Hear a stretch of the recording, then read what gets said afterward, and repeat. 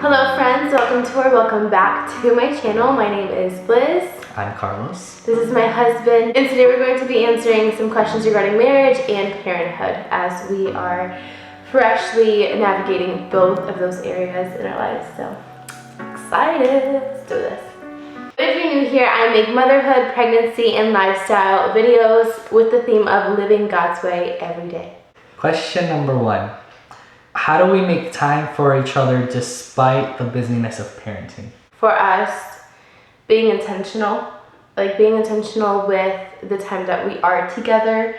For example, a very crucial time in our family is dinner time. That is a time that phones are off or they're away from us. We are both in the kitchen or we're both sitting at the table, and when we sit down, we are talking to each other, we talk about our days. There's no time for anybody else but us.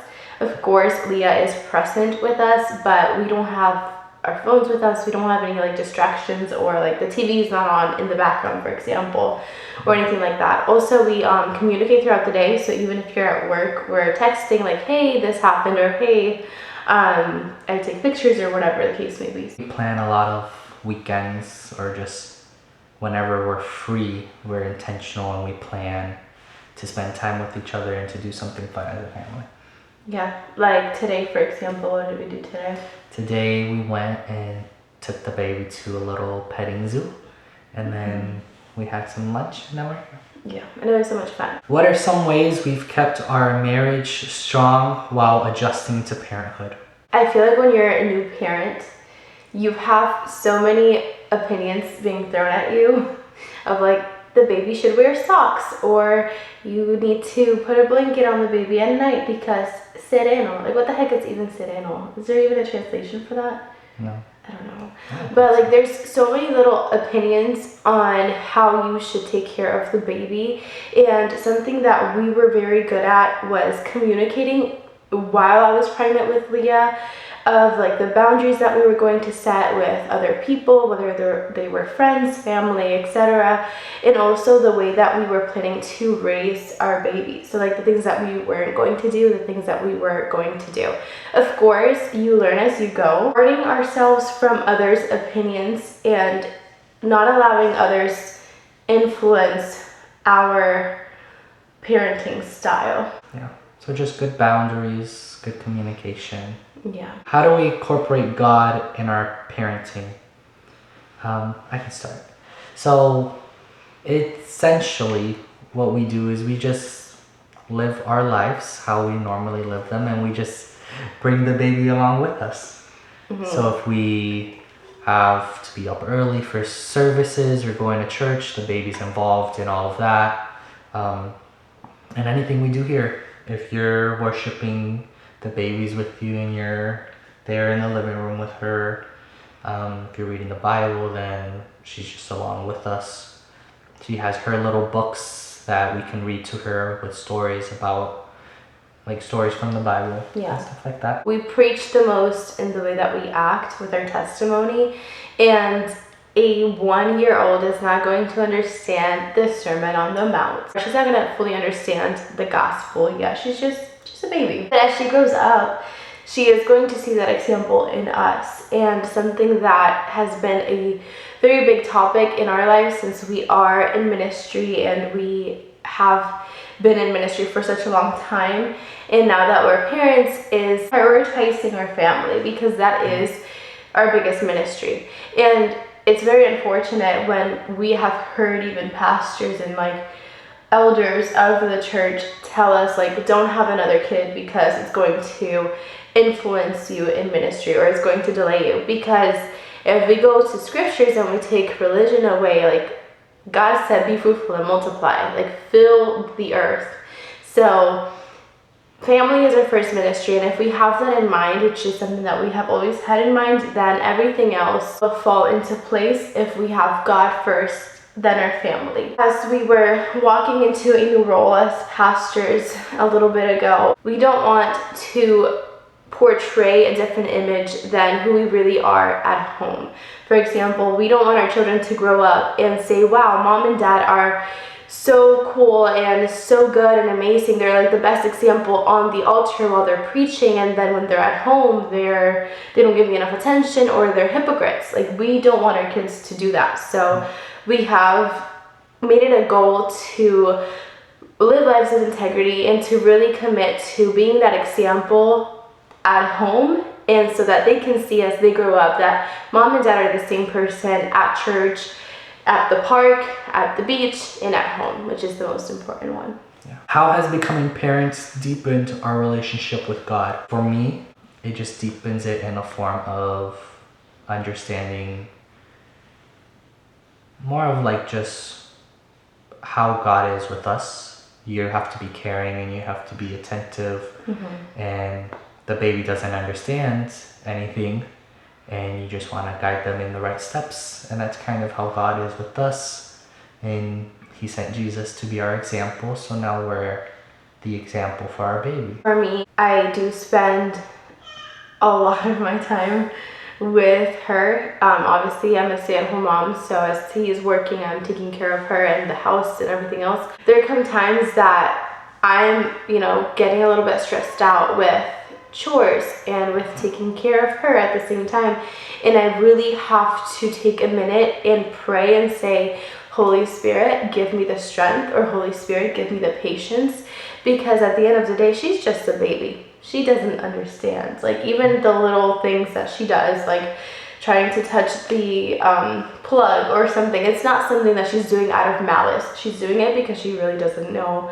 good or bad. Yeah. So there's just moments that for me personally, I've had to really depend on the Lord. During this pregnancy, I've waken up and I have like zero energy, and the day is just starting. So I'm like, God, I really need you to hold my hand throughout the day. I really need you to give me the strength, give me the patience that I need for today, because if you don't do it, I'm not going to be able to go through the day successfully. Full dependency on the Lord has been something that I've learned a lot in this new season of life. How do we ensure we're raising our child in a Christ-centered home?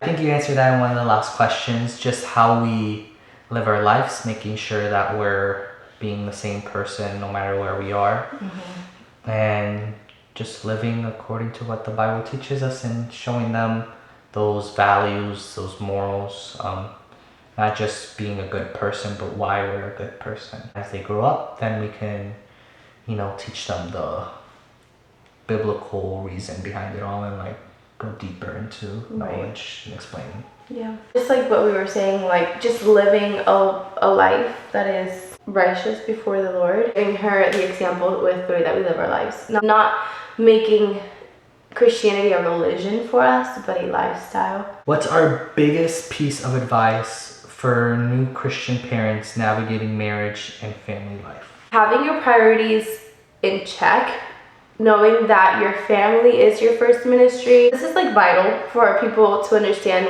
that are in ministry, because this can be very tricky to kind of balance, to have a child and to have ministry. Like, something that I did with Leah was, like, I always say this, but I preached literally 2 weeks after I gave birth, and I had a major abdominal surgery. I could barely, sit comfortably. And I was delivering a message because I was asked to. I wasn't obligated to, but I was really pushing myself because I thought I had to like manage everything all at once. And then I learned, like, no, you can't expect to work and to do the same things you were doing before you were parents. Like, that is a completely different stage, and it's a new responsibility, and it's going to take more time. But this is what the Lord has called you to do. Like, he has called us to be mothers and to be fathers, to raise up our children in his way. Knowing that being a mother, being a father, being a wife and a husband, it is not a burden. It is what we are called to do. And if you learn how to do it the right way, diligently, with the tools that the Lord has given you, it is a joy. It is never a burden. Understanding that ministry is always going to be there. That's a big one. So ministry is never going to leave. Your calling doesn't just disappear because you have a kid. Yeah. But like you were saying, if we care for our kids, that guarantees that the ministry will continue to the next generation. That's so good, because sometimes we think when we're so involved in ministry, and maybe we are pillars or we're a vital part of the ministry that we're serving in, or the church, and we think if we're not there, that place is going to be, it's going to be void. Like, nobody's going to be able to do it as me. But we see this in the Bible, like Moses, for example, the story of Moses, and then Joshua that succeeded him. Like, even when Moses wasn't there, God took care of the people of Israel by rising up another leader, by preparing another person that was going to lead them into the right way. So we are not the last Coke in the desert. Yeah, like, as bad as that sounds, but we're not. Like, God is going to use other people, and that is so important to understand the seasons where God is calling you, because as you grow into the stage of becoming a parent,